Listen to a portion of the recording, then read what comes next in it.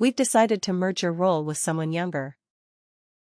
The words, spoken by my boss Elaine Voss, were delivered with the clinical precision of a surgeon severing a vital artery.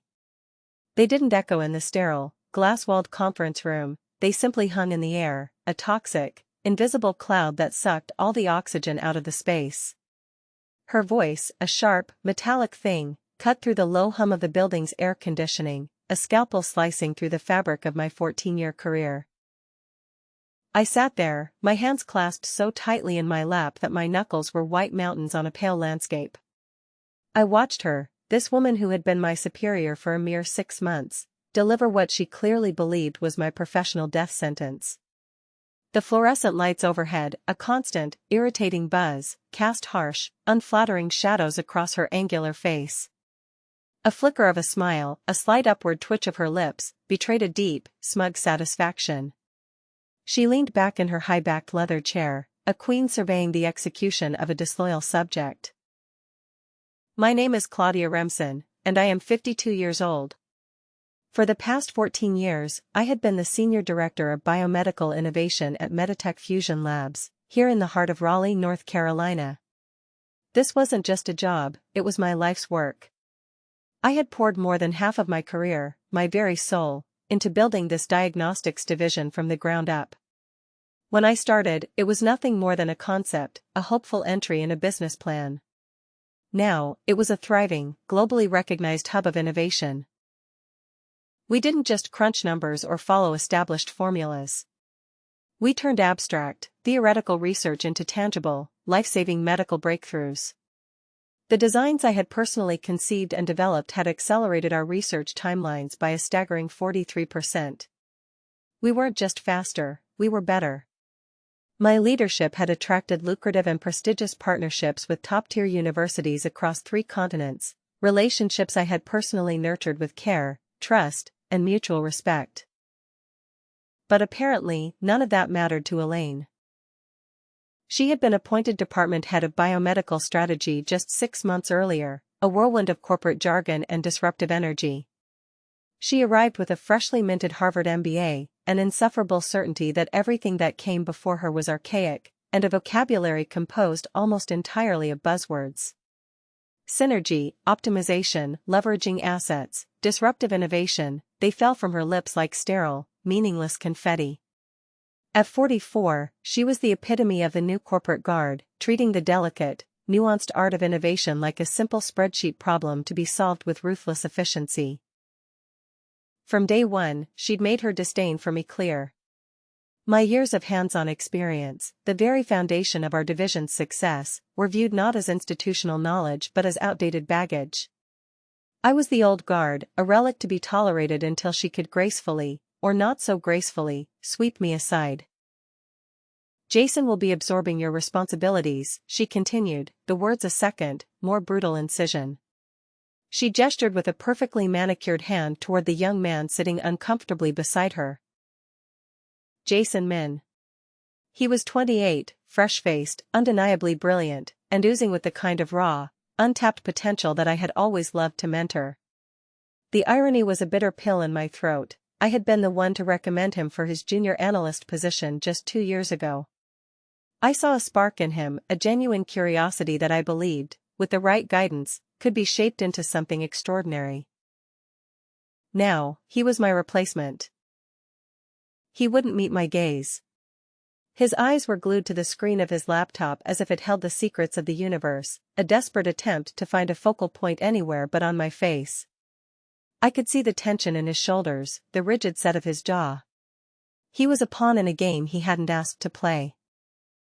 "He's closer to current trends," Elaine added, a dismissive wave of her hand accompanying the casual cruelty of her words. "The industry is moving toward rapid execution and fresh thinking. We need someone who can keep pace with modern methodologies."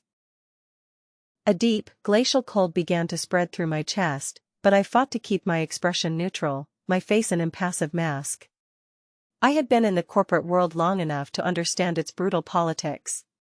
14 years of watching ambitions rise and fall, of navigating the treacherous currents of power plays and backroom deals, had taught me one crucial lesson: showing emotion in moments like this was a sign of weakness.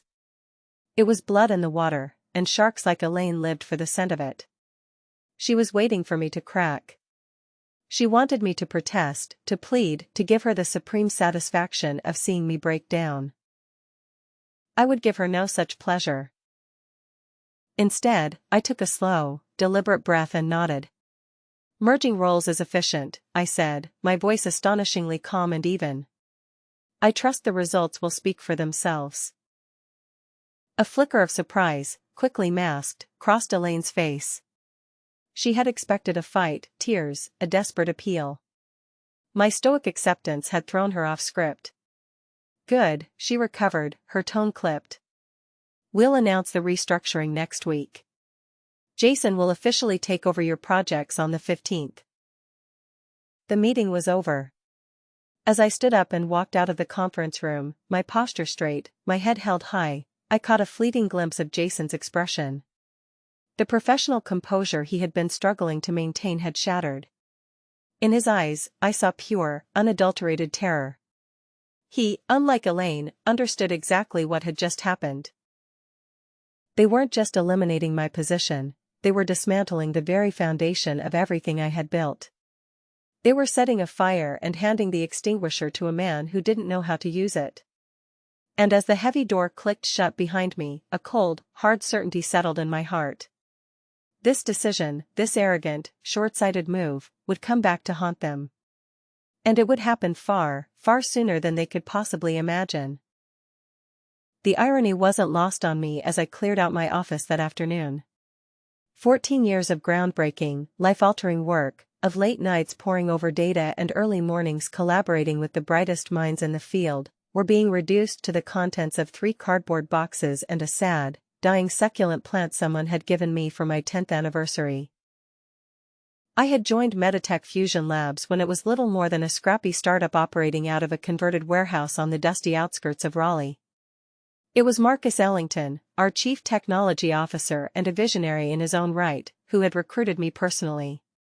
He'd lured me away from a comfortable, high-paying position at a pharmaceutical giant with a promise that was far more valuable than stock options. We're not just developing diagnostics, Claudia, he'd told me during our first interview, his eyes alight with passion. We're revolutionizing how medical research happens. I need someone who can think beyond traditional boundaries, someone who understands that the patient is at the end of every data point. Those words had resonated with me on a profound level. Growing up as the daughter of a small-town doctor in eastern North Carolina, I had watched my father struggle with outdated diagnostic equipment, his frustration palpable as he waited for lab results that could mean the difference between life and death for his patients. That experience had shaped my entire career philosophy: innovation should serve humanity, not just corporate profit margins. And for 14 years, I had transformed that philosophy into tangible, world-changing results. The rapid screening protocols I developed had shortened diagnostic timelines from weeks to mere days. The research partnership program I personally spearheaded had brought in over $37 million in collaborative funding, allowing us to tackle projects our competitors could only dream of. Most importantly, my team's work had directly contributed to faster, more accurate treatment options for patients dealing with complex autoimmune disorders and rare genetic conditions. We were saving lives. Elaine Voss, with her spreadsheet-driven worldview, saw none of that value. From the moment she'd arrived, she'd questioned every established process, her MBA-trained mind incapable of grasping the intricate web of relationships and trust that underpinned our success. She pushed for what she called disruptive innovation, but in reality, her approach was just chaos disguised as progress. She'd already alienated 2 of our most reliable university research partners with her abrasive negotiation style and unrealistic timeline demands, causing damage I'd had to work tirelessly to repair.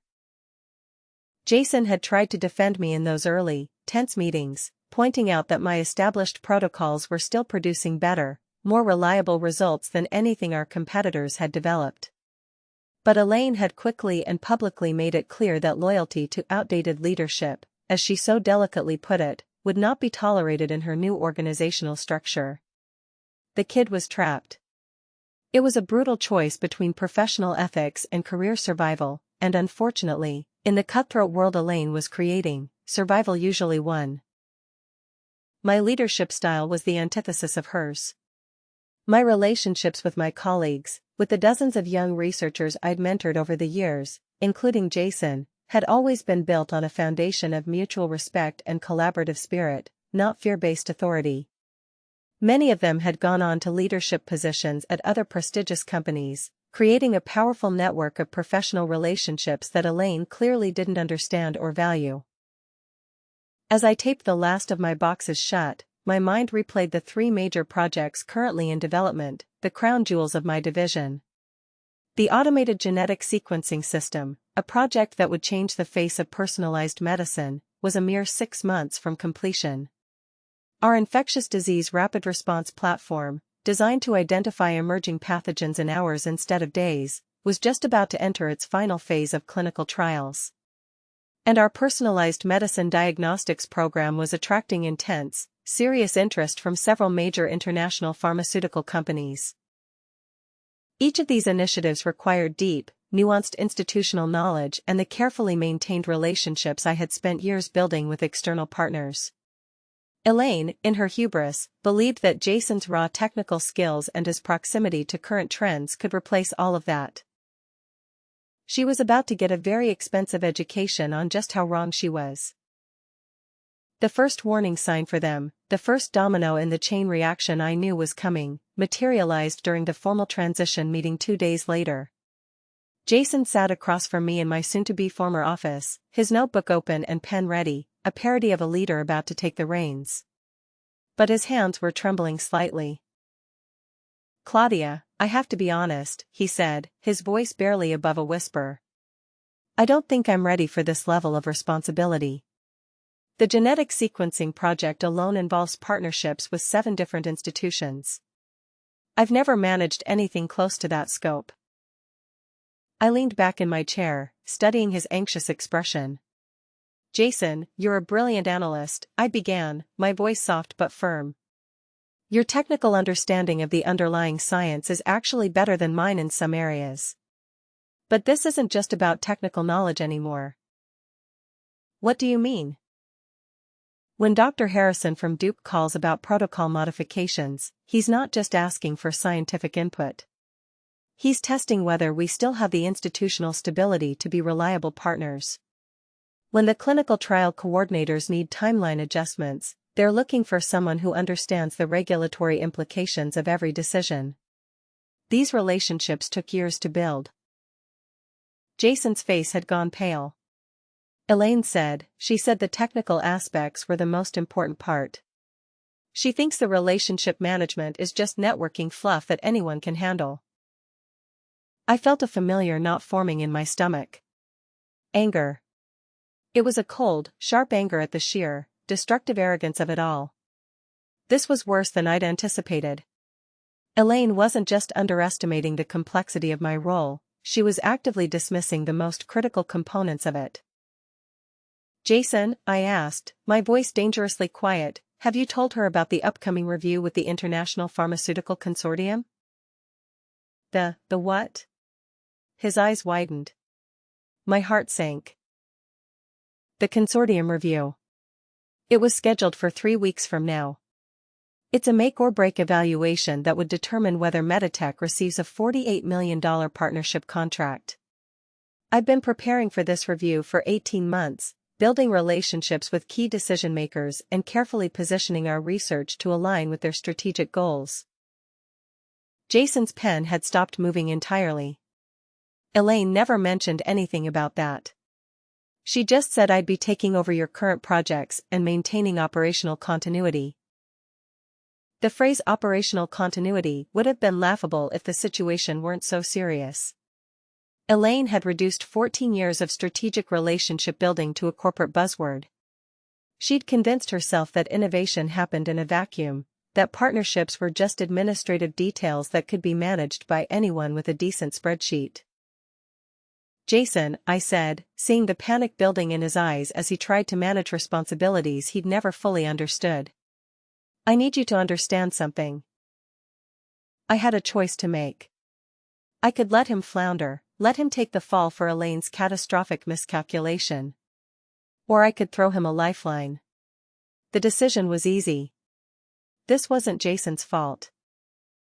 I said carefully, when this transition happens, you're going to be under enormous pressure. If you need help with anything, please don't hesitate to reach out to me. He nodded gratefully, but we both knew the reality.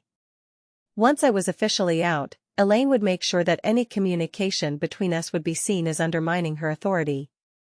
Jason would be completely on his own, representing a company whose leadership had just demonstrated a fundamental misunderstanding of how biomedical research actually worked. As I watched him gather his notes and head back to his cubicle, a small, sad figure swallowed by the corporate machine, I couldn't shake the feeling that I was watching the first domino in a chain reaction that would devastate everything I'd spent my career building. The official announcement of the strategic restructuring came the following Monday morning. Elaine had scheduled an all-hands meeting in the main conference room. She stood at the front, a PowerPoint presentation titled Organizational Excellence Through Strategic Restructuring glowing behind her.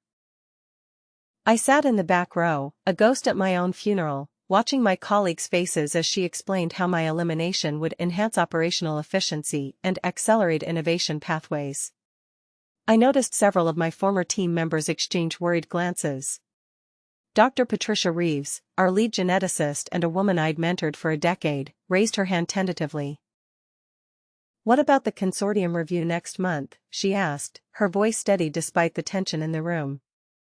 "Claudia has been the primary point of contact for that project." Elaine's smile tightened, almost imperceptibly. "All existing relationships will transition seamlessly to our new leadership structure. Jason has been thoroughly briefed on all ongoing initiatives." That was a lie, and everyone in the room knew it. Jason himself looked like he wanted to sink through the floor. I'd seen that expression before, the deer-in-headlights look of someone who'd just realized they were in far, far deeper water than they'd understood. After the meeting, Marcus Ellington approached me in the hallway. At 60, he was one of the few people at Meditech who'd been there longer than I had. His weathered face showed genuine concern as he pulled me aside. "Claudia, I want you to know this decision didn't come through me," he said quietly. "I found out about it the same time as everyone else." "I figured as much," I replied. "This has Elaine's fingerprints all over it." Marcus ran a hand through his graying hair. "The board is backing her restructuring initiative. They think she's going to modernize our operations and improve our profit margins. I've tried to explain the value of institutional knowledge, but they're focused on quarterly projections." "What about the consortium contract?" His expression darkened. "That's what worries me most. Do you really think Jason can handle that presentation?" I considered the question carefully. "Jason is brilliant, Marcus. Given 6 months of preparation and proper mentoring, he could probably handle it. But 3 weeks, with no background on the political dynamics between those companies? It's going to be a disaster." "Can you help him? Unofficially?" I shook my head, a profound sadness settling over me. Elaine made it very clear that my input won't be welcome during the transition. She views any ongoing involvement as undermining her authority. Marcus was quiet for a long moment. "You know, I've been thinking about your offer from Cresswell Electric's biotech division. Maybe it's time to seriously consider other opportunities." That caught my attention. 3 months earlier, I'd received a recruitment call from Cresswell Electric, a major technology company that was expanding into medical device development. They'd offered me a position as Chief Innovation Officer, heading up their new biomedical research initiative. At the time, I'd politely declined, feeling loyal to Meditech and the work we were doing. "They're still interested," I said slowly, a new idea beginning to form. "In fact, they called again last week." "What kind of resources are they offering?" The words tumbled out, a list of everything I had ever dreamed of. Unlimited research budget for the first 2 years, complete autonomy over project selection and team building, and they're specifically interested in rapid diagnostic development, exactly the kind of work I've been doing here. Marcus's eyebrows lifted. That sounds like an incredible opportunity. It is, I said, a slow, predatory smile spreading across my face. And here's the thing, Marcus. They've also expressed interest in acquiring some of the diagnostic protocols I've developed. Apparently, there's a gray area in my employment contract about intellectual property rights for innovations I created using my own methodologies. The implications hung in the air between us. Over the years, I'd developed several diagnostic protocols using research methodologies I'd created independently, often working on my own time with resources I'd personally secured. The legal department had never clarified whether those innovations belonged to me or to Meditech, assuming it would never become an issue. Claudia, Marcus said carefully, if you're thinking about leaving, you should probably have a lawyer review your employment contract. Already done, I replied. A wave of exhilaration washed over me. Turns out, my intellectual property rights are much more extensive than Elaine realizes. The rapid screening protocols, the genetic sequencing algorithms, the infectious disease detection systems, legally, I have legitimate claims to most of the innovations that make our diagnostics division competitive. Marcus's face had gone pale. Elaine doesn't know about this, does she? She never bothered to ask. She was so focused on eliminating my position that she never considered what I might take with me when I left. The cracks started to show by Wednesday morning of my final week. I was officially working my last few days, but I could see the panic building in Jason's eyes as he tried to manage responsibilities he'd never fully understood. The first crisis came during a routine conference call with our partners at Johns Hopkins University. Dr. Elena Vasquez, the lead researcher on our joint autoimmune diagnostics project, had called to discuss timeline modifications for their clinical trials. It should have been a straightforward conversation. I'd been working with Elena for 3 years, and we'd developed a collaborative rhythm that made these discussions efficient and productive. But Jason was fielding the call now, and I could hear the strain in his voice from my office down the hall. He was asking for clarification on basic protocol elements that Elena had assumed were already understood. More concerning, he was making commitments about resource allocation and timeline adjustments without understanding the broader implications for our other partnerships. 20 minutes into the call, Jason appeared in my doorway, his face flushed with embarrassment. Claudia, Dr. Vasquez is asking about the integration protocols for the European consortium data. I don't know what she's talking about. I glanced around to make sure Elaine wasn't within earshot, then quietly explained the background. 6 months ago, we agreed to share diagnostic protocols with 3 European research institutions. Elena's team is supposed to integrate their findings with the European data before the consortium review. It's a key component of our value proposition. How was I supposed to know that? It should have been in the transition documentation, he stammered. I said gently, did Elaine provide you with the partnership history files? Jason shook his head. She said I should focus on current technical requirements, not historical administrative details. I felt a chill run down my spine. Those historical administrative details represented millions of dollars in research investments and carefully negotiated agreements with international partners. Elaine had literally thrown away the institutional memory that held our entire collaborative network together. The disaster I'd been anticipating arrived sooner than even I had expected. On Thursday afternoon, I was finishing up my final transition documents when Jason burst into my office, his face white with panic. Claudia, we have a problem, he said, closing the door behind him. I think I made a major mistake with the infectious disease protocols. My stomach dropped. What kind of mistake? Dr. Martinez from the Clinical Trial Coordination called this morning about the rapid response platform.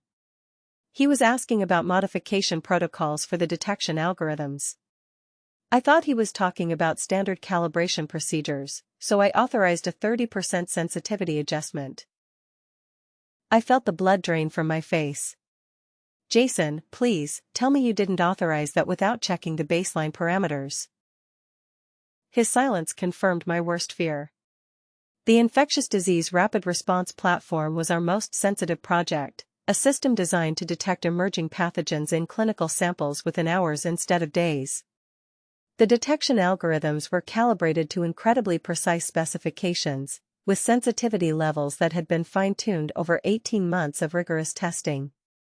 A 30% sensitivity adjustment wouldn't just affect accuracy, it would fundamentally alter the entire diagnostic framework.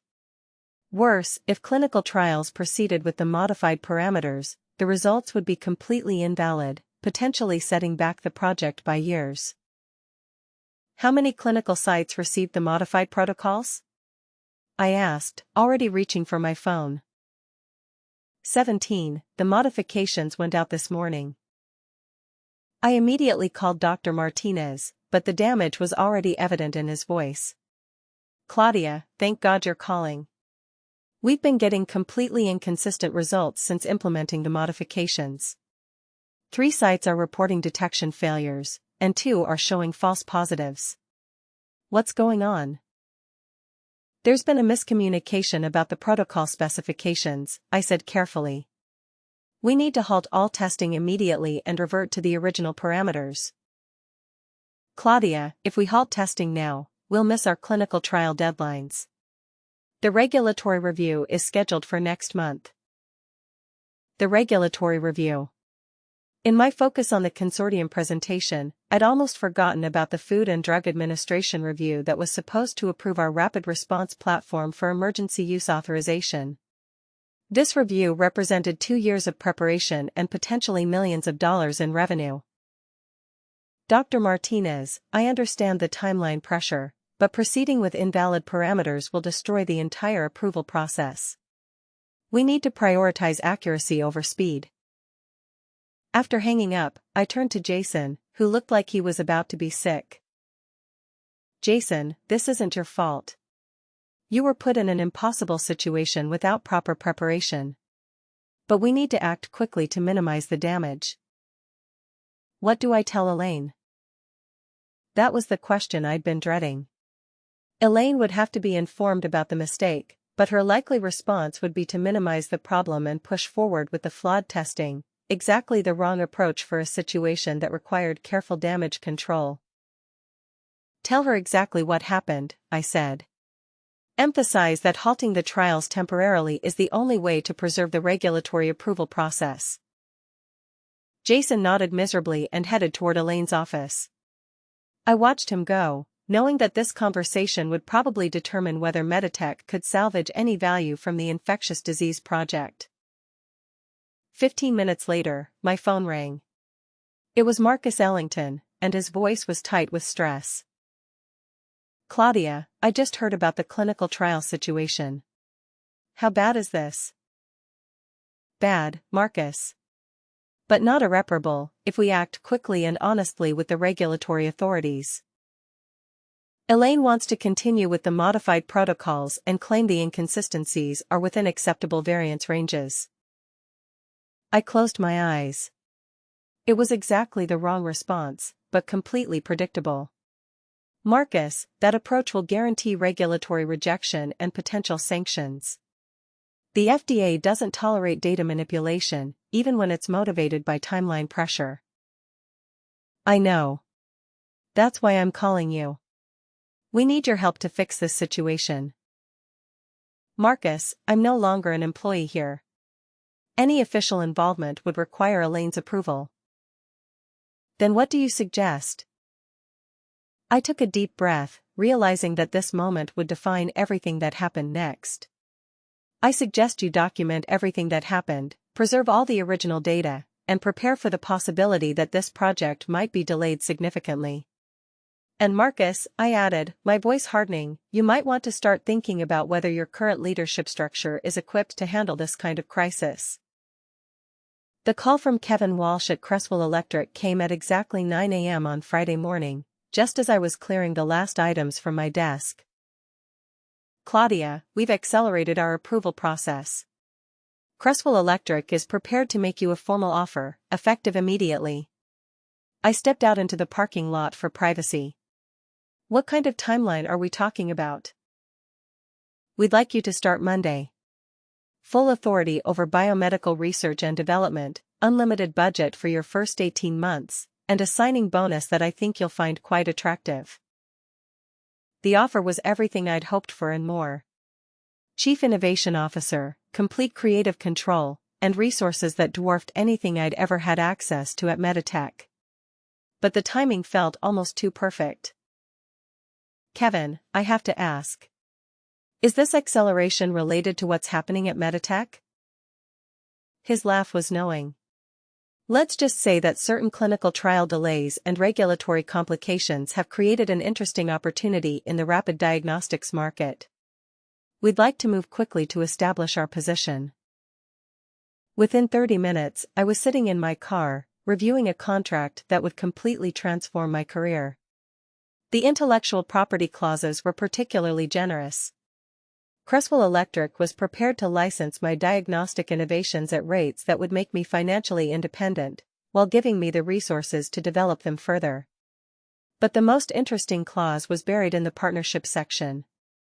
Creswell Electric was prepared to offer consulting contracts to qualified biomedical researchers who might be interested in transitioning from academic or corporate research environments.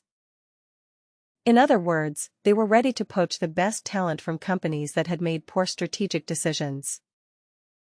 I thought about Patricia Reeves, our lead geneticist, who'd looked so worried during Elaine's reorganization announcement. About Dr. Martinez, who was probably dealing with angry clinical coordinators and regulatory officials. About Jason, who was almost certainly drowning in responsibilities he'd never been prepared for. As I signed the contract, I realized that Elaine's strategic restructuring had just handed Creswell Electric the opportunity to acquire not just my innovations, but potentially the entire intellectual foundation of Meditech's diagnostic division.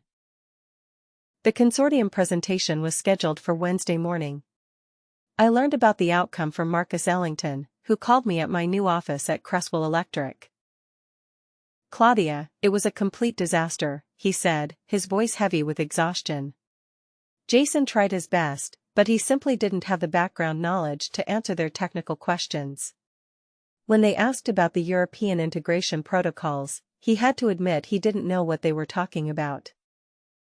I winced, imagining Jason's humiliation in front of 5 pharmaceutical executives. What was their response? They terminated the partnership discussion immediately. $48 million, gone. But that's not the worst part.